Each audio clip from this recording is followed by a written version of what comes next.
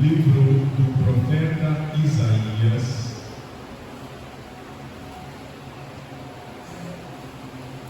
no capítulo 59,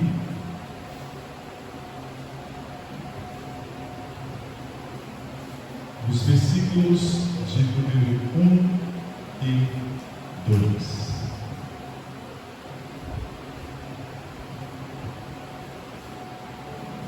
Isaías capítulo 59, versículos de número 1 e 2. Quando da palavra do Senhor nós lemos o seguinte: eis que a mão do Senhor não está encolhida para que não possa salvar, nem surdo o seu ouvido para poder ou para não poder ouvir.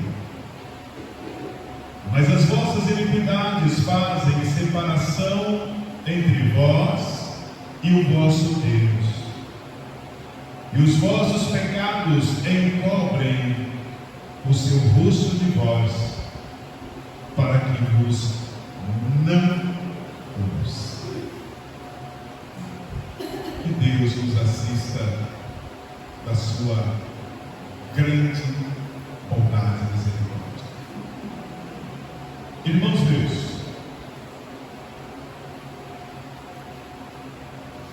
nesta semana foi uma semana quando eu passei no seminário, fazendo mais um módulo de uma pós que Deus tem nos dado a graça de fazer em teologia aplicada. Nós lemos um livro que eu achei muito interessante. E eu sugiro esse livro aí para que você possa adquiri-lo e ler também. O nome do livro é Deus é Guerreiro, dos autores Longman e Daniel Reis. Interessante é que a proposta do livro é exatamente estudar o tema do guerreiro divino ao longo da redenção. E dentro daquele livro ele começa a tratar de alguns conceitos e o desenvolvimento dos mesmos a respeito da revelação que foi desvelada.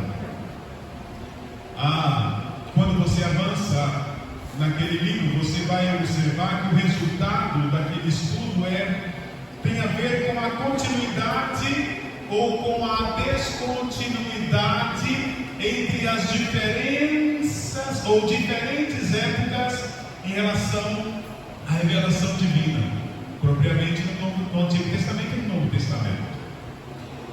Isso, 5 coisas importantes que ali ele chama de estágio, ele trata naquele livro.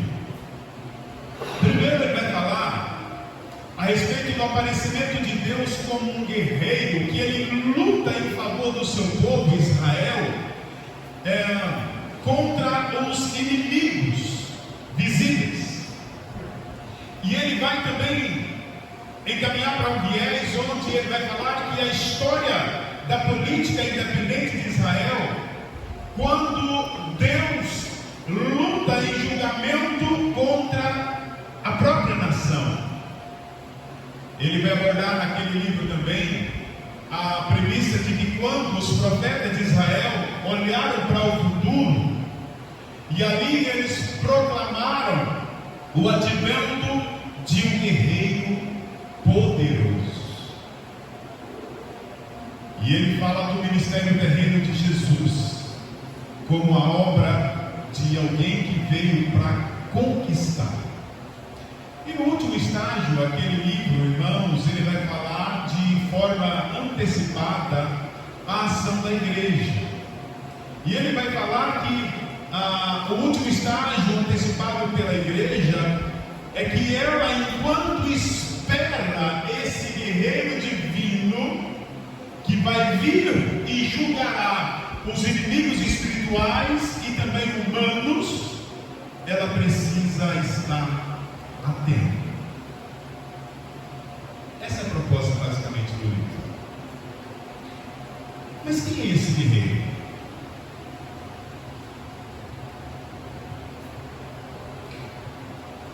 Quando você olha para o que é dito nesse mesmo livro, no capítulo de número 6, quando há uma profecia muito pertinente, e louvado seja o Senhor por isso, nós vamos ver também, ao longo da história bíblica, quando é dito sobre Jesus, e agora mais precisamente nos evangelhos, quando narra o nascimento de Jesus.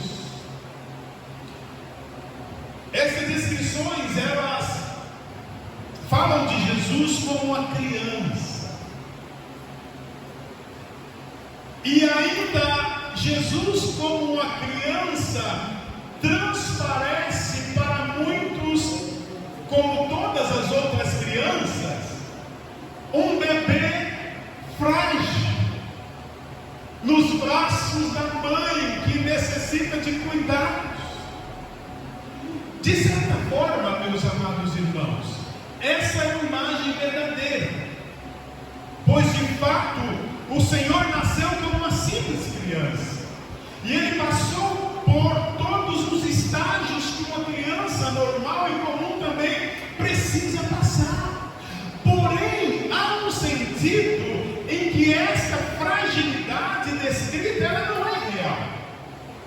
Ela não é real no sentido de que, apesar de Jesus Cristo ter sido ou ser naquele instante apenas um bebê, ali estava o próprio Deus encarnado. Apesar de Ele colocar de lado todas as suas prerrogativas e aparência divina, Jesus jamais deixou de ser Deus, ainda na sua tenra idade. Na verdade, quando nós lemos algumas passagens bíblicas, irmãos, nós podemos perceber que ali estava um guerreiro, o todo-poderoso Filho de Deus. Mas também quando nós olhamos para a história, nós vamos saber do porquê disso. E uma das razões, ou por não dizer a maior e mais contundente razão,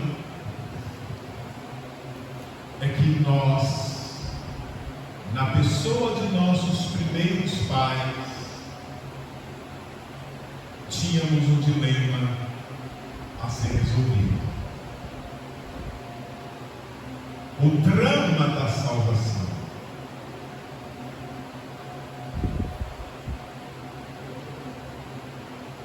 No capítulo 59 do profeta Isaías, irmãos, ele descreve a nós de forma dramática a realidade desse drama. O capítulo 59 do profeta Isaías, ele vai nos falar sobre a separação que o pecado causa, da barreira que se levanta entre o homem e Deus, do muro a ser destronado ou derribado entre o homem e Deus que foi colocado por causa dos nossos pecados. Os primeiros 2 versículos que você leu aí comigo fala que a mão do Senhor não está encolhida, que não há impossibilidade eterna de salvação para o homem, que Deus não está surdo ao ponto de não nos escutar. Contudo, as nossas iniquidades nos distanciam de Deus, nos afastam da glória de Deus, retira de nós a comunhão que anteriormente todos nós tínhamos com o nosso Deus. Essa então é a nossa realidade. O nosso maior problema, irmãos, não é ter um bom emprego, não é ter uma família excelente. O nosso maior drama é como lidar e resolver as questões dos nossos pecados, porque este sim é o maior dilema a ser resolvido na história. E a história da redenção, ela vai nos apontar exatamente essa realidade e necessidade de ter a ela solução. É a triste realidade do pecado e o que ele causa em nós e no nosso meio, porque debaixo dessa maldição todos os homens estão. Refletindo essa ideia, Paulo, quando escreve a sua Epístola aos Romanos, no capítulo 3, no verso 26, ele diz isso: porque todos pecaram, e por isso todos também estão destituídos da glória de Deus. Irmãos, então fica muito claro pelos textos tantos que a Bíblia nos apresenta qual é a causa da separação exclusiva nossa. O pecado do homem levou a afastar de Deus. Como os nossos primeiros pais, Adão e Eva, fugiram da presença de Deus no paraíso, tentando se esconder por entre as árvores do jardim, assim todos os seres humanos naturalmente fogem de Deus. E cada um e cada dia afastam mais e mais da presença do nosso Senhor e Salvador Jesus. Portanto, o pecado ele levanta-se como uma barreira entre o homem e Deus, e nenhum homem naturalmente consegue romper essa barreira, porque ela é intransponível pelos homens, ela é insolucionável por qualquer instrumentalidade humana, ela é destronada de cima para baixo. Herdamos o estado pecaminoso de nossos primeiros pais.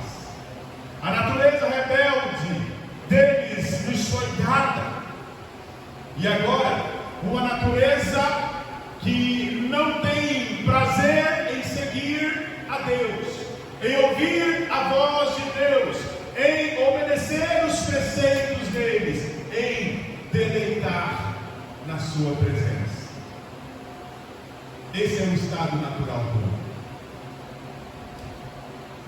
Isaías diz que toda a angústia que esse povo estava sofrendo não era porque Deus era omisso. Não é que Deus não estava disposto a agir. O problema não era de cima, o problema era de baixo. O problema não estava naquele que tudo podia fazer, mas o problema estava naquele que não queria solucionar e que não tinha predisposição também para isso. Portanto, irmãos, os pecados de Israel faziam com que Deus escondesse a face dele do povo de Israel. Isso você vê no capítulo 1, no verso 15.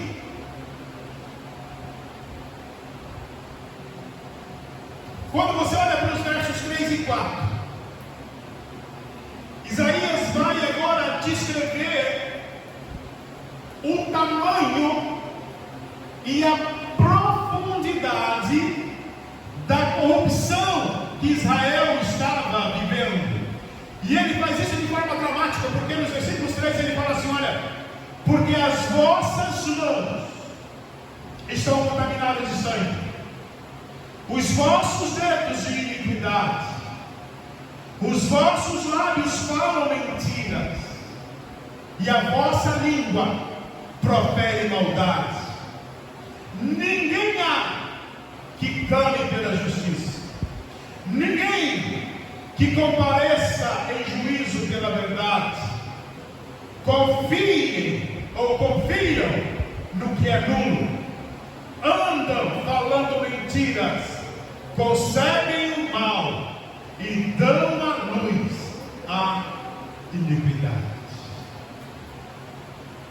Nesses dois versículos, meus queridos irmãos, o profeta, ele faz uma descrição da completa depravação em que se encontravam os seres humanos, dos quais eu e você estamos inseridos, quando dominados, quando alimentados pelo pecado.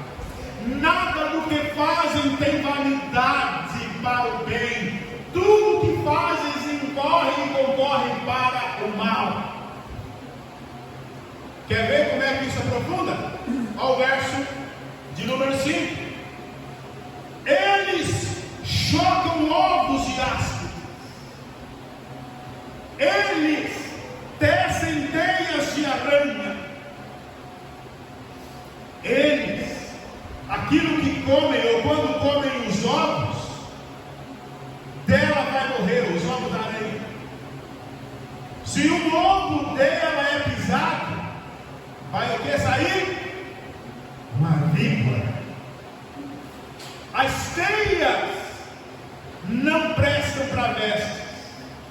Os homens não podem cobrir com o que eles fazem. As obras deles são obras de iniquidade, obras de violência. Nas mãos deles. Pergunto para você: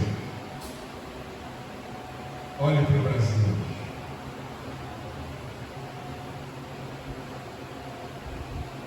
Vê se você vê um cenário muito diferente.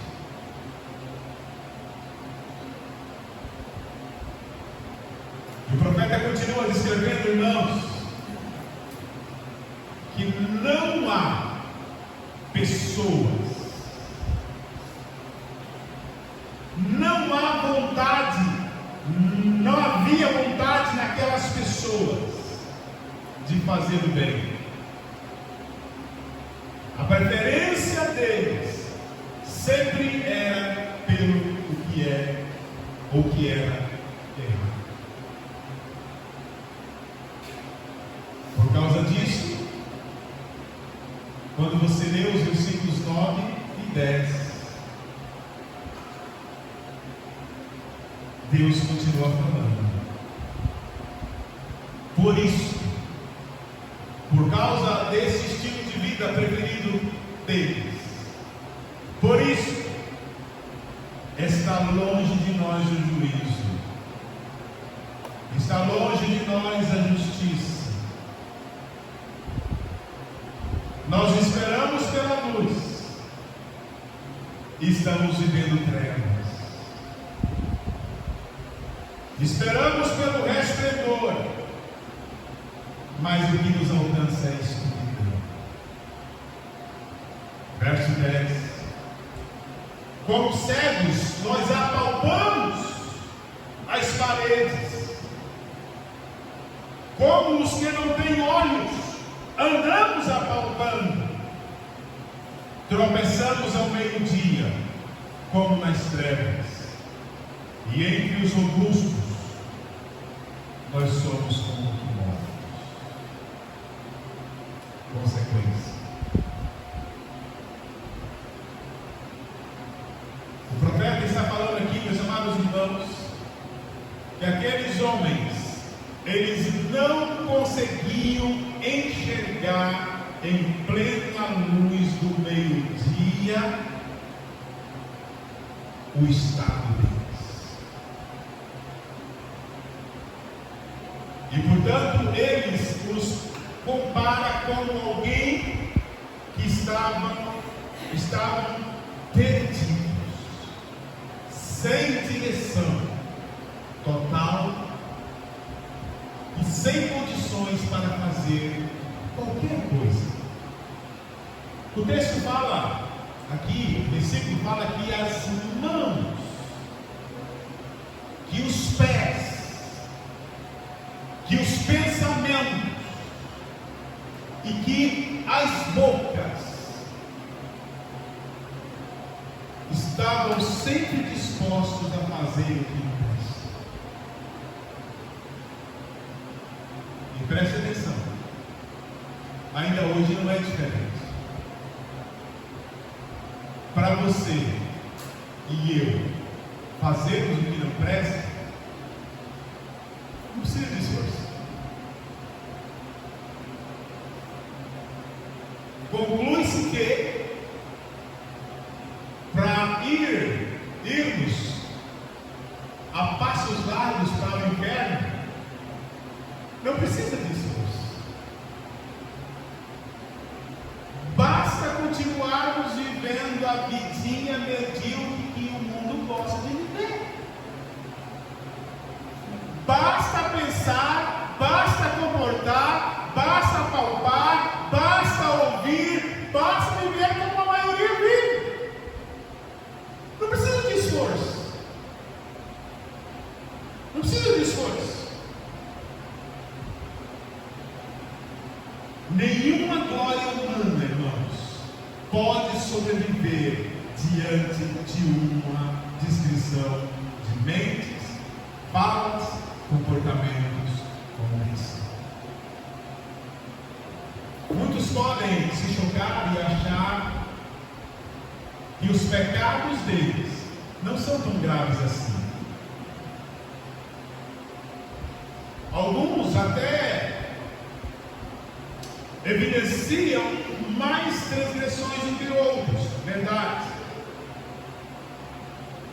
Mas a super verdade é que todos nós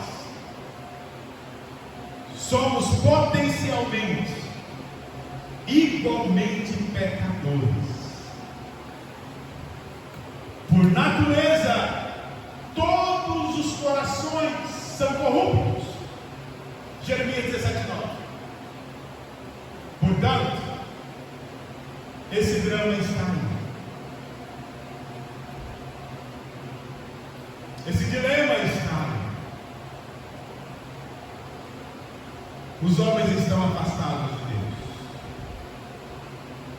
por causa dos seus pecados. Mas louvado seja o Senhor que esse drama não termina assim. A história da redenção, ela tem o seu fim não segundo os que pecaram, mas ela se cumpre segundo o autor da história, o nosso Deus Todo-Poderoso. E portanto devemos louvá-lo, porque Deus pensou em nós, Deus agiu por nós, Deus veio à terra para resolver esse drama. Ele enviou o seu guerreiro, de quem os profetas lá no Antigo Testamento falaram que viriam. E louvado seja o Senhor, irmãos, por isso. Toda essa situação desesperadora em que os homens estavam incorrendo, Deus levou o seu filho à cruz para fazer o que nós não poderíamos fazer.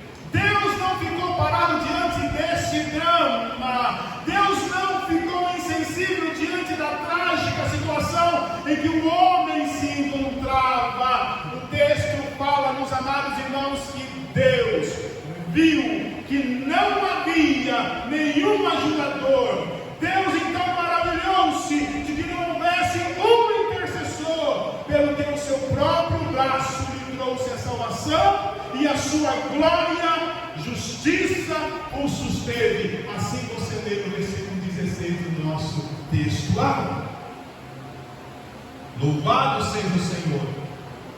Viu que não havia ajudador algum e maravilhou-se de que não houvesse um intercessor. Aí, pelo seu braço, o que acontece, irmãos? Pelo braço do Todo-Poderoso, o que acontece? Deus trouxe-nos a salvação. A sua própria justiça susteve. Portanto, louvado seja o nome do nosso Senhor. O texto, irmãos, nos sugere que ninguém tinha condições de fazer alguma coisa para resolver esse problema. Ninguém. como pessoas mergulhadas no mesmo poço de lama, podridão. Ninguém podia ajudar o outro.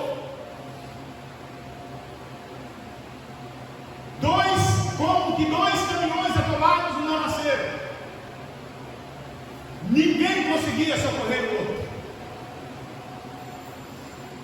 Como pessoas enfermas da mesma doença incurável não podem ajudar o outro. Os homens estavam vivenciando uma barreira intransponível do lado deles, da ótica deles, do campo de ação deles, mas não da ótica de Deus, não do campo de ação de Deus, não do lado de Deus. E é por isso que no versículo 16 que Deus decidiu quebrar as barreiras. Deus decidiu abrir estradas. Deus decidiu vir ao nosso encontro. Louvado seja o nome dele. E hoje, como o que chamam de segundo domingo de Ramos, ou domingo de Ramos, estava esquecendo disso, né? Nós somos corpo aqueles que, quando Jesus Cristo estava entrando na cidade de Jerusalém, eles clamavam: Hosana ao Filho de Davi. Bendito o que vem em nome do Senhor. Hosana nas maiores alturas. Somos coro a estes. Antes de ser visto e aclamado dessa forma, irmãos, Jesus ele foi visto, ele foi adorado, ele foi reverenciado ainda no seu nascimento. Porque a Bíblia diz que em Belém, na cidade de Davi, não estava nascendo apenas um rei, apenas um sacerdote ou apenas um profeta. Estava nascendo um guerreiro, aquele que viria e de forma forçosa dilataria, avançaria e romperia as barreiras e avançaria ao reino do seu Deus. É isso que o texto fala. E o exército dele já havia se manifestado pouco depois do seu nascimento para alguns pastores lá no campo. Lucas capítulo 2, os versos 8 a 14, você pode conferir essa verdade. Então,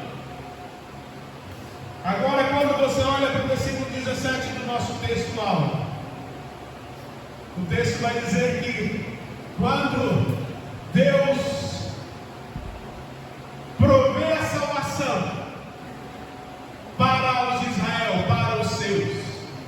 Agora no versículo 17, ele vai falar-nos como este estaria adornado. E no verso 17, ele vai falar que a este ele vestiu-se de justiça, como que de couraça. Este recebeu o capacete da salvação na cabeça. Sobre ele pôs-se a vestidura da vingança e cobriu de zelo como que de humildade. Interessante, meus amados irmãos, que a armadura aqui, basicamente ou sucintamente falando, ela era composta de uma couraça de justiça e de um capacete de salvação. Muito interessante. Essas duas palavras aqui eram importantes, não que as outras não são, mas essas duas, elas nos é muito mais importante. Quais são? Justiça e salvação. Essas duas palavras, justiça e salvação, não são importantes, porque elas são essenciais para que nós entendamos o modo de agir de Deus. E isso, meus amados irmãos, aponta ou fala-nos sobre a vinda de Jesus Cristo aqui na terra. E Ele veio sobre a terra exatamente para cumprir essas duas coisas: a justiça que nenhum homem conseguiu cumprir até então, e a salvação que todos os homens necessitam. À luz do que Paulo fala lá em Romanos capítulo 3, agora no verso 26 e não no 23 que lemos anteriormente, Paulo vai falar que Jesus veio manifestar a justiça de Deus. O verso 26 fala-nos que, tendo em vista a manifestação da sua justiça no tempo presente, para Ele mesmo ser justo e justificador de todo aquele que tem fé em Jesus Cristo. Ele veio para resolver o problema da justiça, e Ele veio também para resolver o problema da nossa salvação. Lucas capítulo 19, versículo 10. Deixa eu só conferir se é esse versículo mesmo, irmãos. Achou o primeiro que eu li? Vê se é o 19, se eu não tenho referência errada. O versículo que eu quero é quando ele fala: porque o Filho do Homem veio buscar e salvar o perdido. Portanto, correto, Lucas 19, verso 10. Problema da justiça, nenhum homem conseguia fazer, Deus proveu em Jesus. Problema de salvação, nenhum homem conseguia se salvar, Deus provê na pessoa de Jesus. Portanto, justiça e salvação se encontram em Jesus. Todos quantos o amam, todos quantos professam, todos quantos declaram como Senhor, são justificados e salvos mediante a fé. Ainda então, havia nessa amargura algo que nós não podemos ignorar.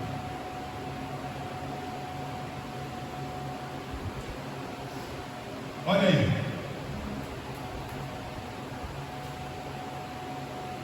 Vestiu-se de justiça como de uma couraça, e pôs o capacete da salvação na cabeça, e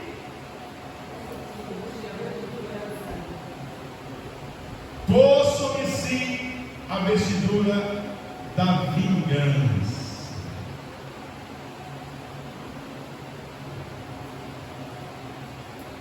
Igreja do Senhor Jesus, não nos esmoreçamos, não cessamos de buscar e amar o Senhor, não nos frustremos diante de tudo que os seus olhos têm visto e escutado os seus ouvidos. Não pense que o seu Senhor e Salvador dorme. Não pense que o seu Senhor está insensível às suas dores e não está vendo toda essa malúcia que você tem sabido. O profeta está falando que na armadura tem uma vestidura da vingança. O que é isso, irmãos? O profeta está falando aqui, e isso se refere ao pagamento, essa expressão, ao pagamento que o Senhor deu, dá e dará àqueles que têm se levantado contra o seu Senhor. A igreja está afagada, ainda que no tempo de tribulação e de angústia no momento, ela está afagada pelo Santo Espírito, ela está sendo alertada pelo seu Santo Espírito, ela está sendo iluminada pelo seu Santo Espírito, ela está sendo acalentada pelo seu Santo Espírito, que é a promessa já cumprida por Deus de que Ele estaria conosco, e está, até Ele voltar como guerreiro poderoso. Por cima de tudo isso, o versículo continua: e se cobriu de zelo. E se cobriu de zelo, como que de um manto.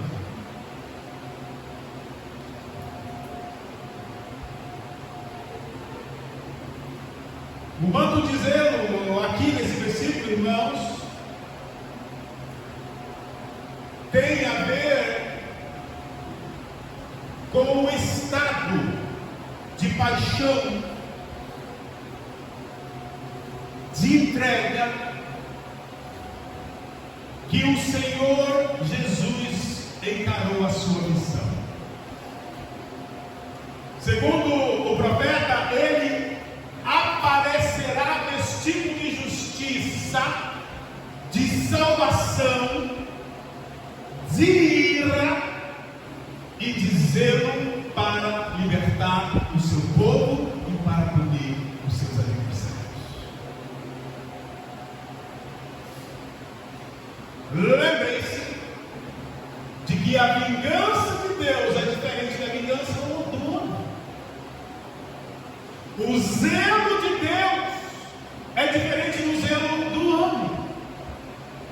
A ira de Deus é diferente de quando o homem age irado. Assim, de fato, nós vemos nessa porção, irmãos, aquele que foi prometido lá em Gênesis 3,15, ele se apresenta. Ele veio armado com todas as armas celestiais e, por sua natureza, poder e graça, consegue resistir ao pecado durante a sua vida, com o objetivo de que, no momento em que a serpente se aproximasse para lhe ferir o calcanhar, ela fosse esmagada, fosse posta debaixo dos seus pés, conforme assim nos relata a palavra de Deus.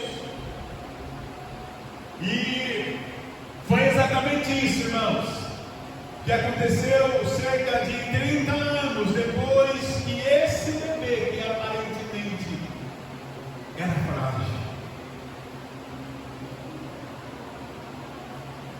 quando o inimigo induziu os homens a crucificarem o Filho de Deus, naquele momento o Satanás, ele pensou que havia abraçado a vitória quando encravou Jesus Cristo na cruz.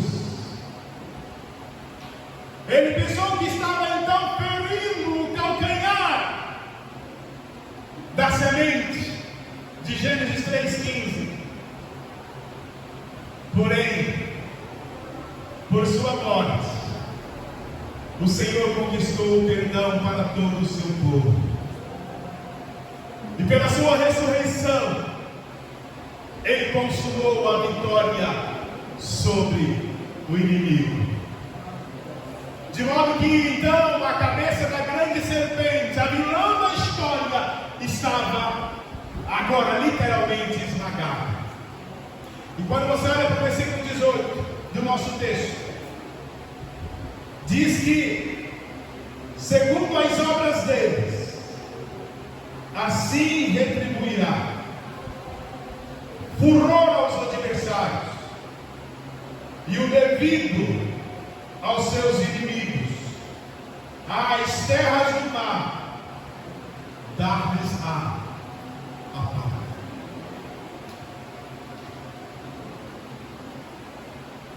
Mas para o povo de Deus, desde o início, o cumprimento da redenção tinha sido proposto. Ela estava reservada. E para esses, os versículos 19 e 20, tem uma mensagem exuberante. Quando, por exemplo, no verso 19 diz: temerão, pois, o nome do Senhor, desde o poente, e a sua glória, desde o nascente do sol. Pois virá como torrente impetuosa, impelido pelo Espírito do Senhor. Virá o Redentor a Sião e aos de Jacó que se converteram, diz o Senhor. Irmãos meus, evidentemente que nós podemos encaixar nessa descrição profética tanto a primeira como a segunda e ainda a futura vinda de Jesus. Contudo, o fato de que naquele dia em Belém a luz já começara a brilhar sobre os homens, e a glória do Senhor já começou a se estender desde o nascente do sol,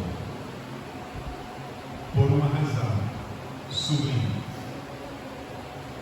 o Redentor veio assim. Veio para cumprir a primeira etapa da sua obra de redenção. E como que ele fez isso, irmãos? Submetendo-se às exigências da lei. Como que ele fez isso? Vencendo o pecado.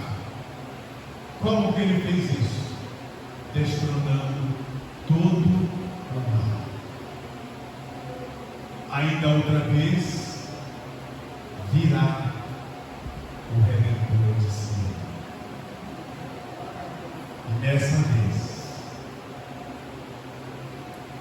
ele consumará todo o plano de Deus sobre a salvação do seu povo. E então todo o seu povo poderá dizer: louvado seja o nome do Senhor. Louvado e bendito seja o nome do guerreiro do Senhor, porque ele vem e vem sem piedade. Concluímos, irmãos, falando que nós estamos então aí a poucos dias da Páscoa, onde nós cristãos celebramos a crucificação, morte e ressurreição deste de quem a Bíblia fala.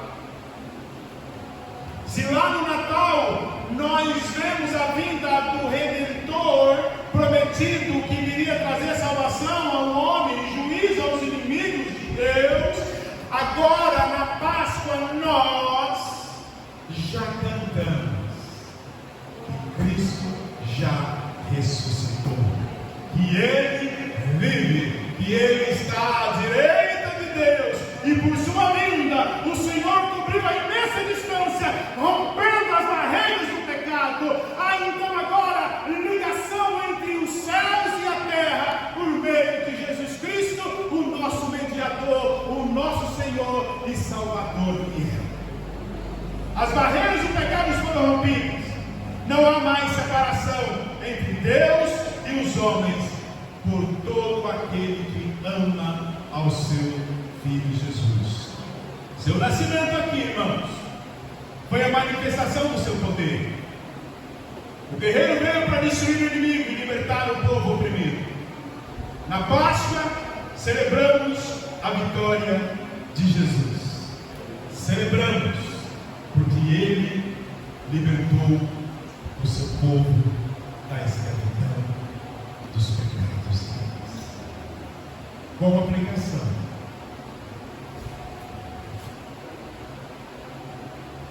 você não tinha condição e não tem condição de resolver o seu próprio problema. De todos os problemas e de todas as naturezas desses problemas que você tem,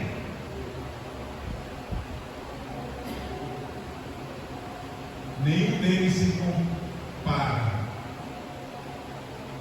ao problema do seu pecado.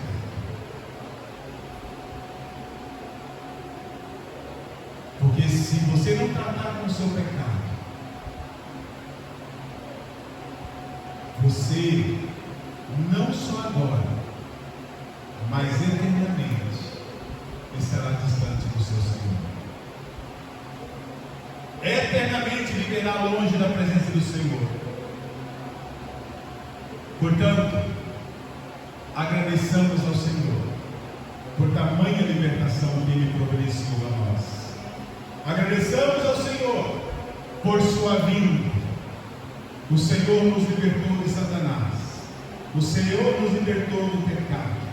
O Senhor nos libertou do império da morte. Portanto, louvado seja o nome do Senhor.